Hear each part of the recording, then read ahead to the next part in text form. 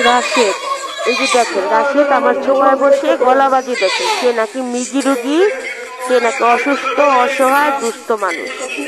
দেখেন রাশেদ প্রতি মিনিটে মিনিটে এরকম অ্যাক্টিং করতো, মিজি রুগীর অসুস্থ দুস্থ মানুষের অ্যাক্টিং করতো। অ্যাক্টিং যে করতো, ও অ্যাক্টিং করতে করতে নিজেই বুঝতো না যে সে অ্যাক্টিং করতেছে, মানে বাঁচানোর জন্য অ্যাক্টিং করে পেটের দায়ে।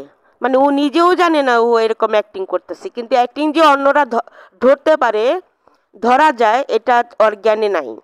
শীত কিন্তু অসহায়, থাকার জায়গা নাই, মাথার উপরে চাল নাই, পায়ের নিচে মাটি নাই, কিন্তু তারপরেও সে ওই যে রেণু বিবি ওদের বাড়িতে কাজ করতো। বিবি খুব দরিদ্রের সাথে লড়াই করছে, দরিদ্র মানে ওরা একদম খড়কুটোও ছিল না। ওই রাশেদের আব্বার বাড়িতে কিশোরগঞ্জে কাজ করতো, গৃহকর্মী ছিল। বেলায় রেণু মিলি রাশেদদেরকে কুলের পিঠে করে বড় করছে, সেই মায়াতে সেই দুঃখে রাশেদের হয়ে লড়লো, মানে লড়াই করতেছে, কিন্তু লড়ে একজনকে জন্য রেণু ওরা সকলে লড়ে এটাই প্রমাণ করলো তারা খুব ভালো কাজ করলো, সাধু সন্ন্যাসীর কাজ করলো, মানে অলি আল্লাহদের কাজ করলো।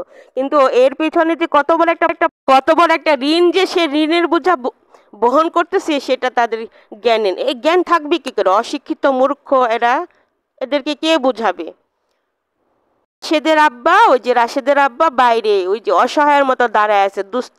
এখন সে হয়ে গেছে দুস্থ আর সে হয়ে গেছে জমিদার, লাট সাহেব। দেখছেন তফাৎটা, বাপ ছেলে।